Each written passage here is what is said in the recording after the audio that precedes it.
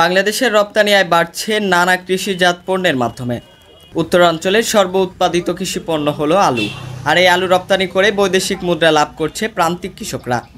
এরই ধারাবাহিকতায় রাজশাহী জেলার বাগমারা উপজেলা থেকে আলু রপ্তানি হচ্ছে মালয়েশিয়া সহ মধ্যপ্রাচ্যের বেশ কয়েকটি রাষ্ট্রে।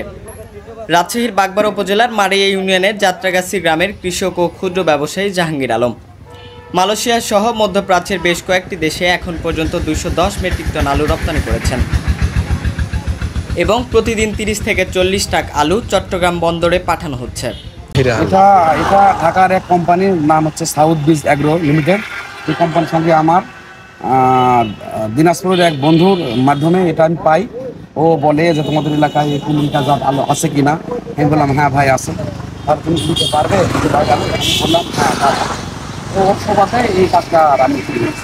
এই এলাকার স্থানীয় বাজার যেমন তাহিরপুর, ভবানীগঞ্জ, শিকদারি, হামিরকুচ্ছ ও যাত্রাগাছি থেকে সংগ্রহ করে নির্দিষ্ট স্থানে এনে তা আলুগুলো গ্রেডিং ও প্যাকেট করা হয়।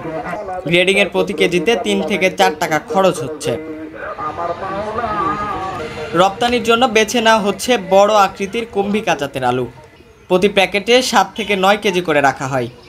কৃষকরা জানিয়েছেন প্রতি কেজিতে প্রায় 1 টাকা করে লাভ হচ্ছে। আমরা দৈনন্দিন প্রতিদিন এখানে শ্রমিক লেবার কাজ করা হচ্ছে 30 থেকে 35 জন। এখানে আলু শুটিংয়ের অর্ধেক লোক আছে, আর এগুলা বস্তা প্যাকেটিং বাড়ি বাড়ি বস্তা প্যাকেটিং হচ্ছে। এই সেক্টরে কাজ করছে প্রায় 10-15 জন। তো সব মিলে 30-35 জন কাজ করছে এবং প্রতিদিন এখানে 2টা থেকে 3টা গাড়ি লোড হচ্ছে। সাউথ ব্রিজ অ্যাগ্রোর মাধ্যমে আলু মালয়েশিয়া পাঠানো হচ্ছে।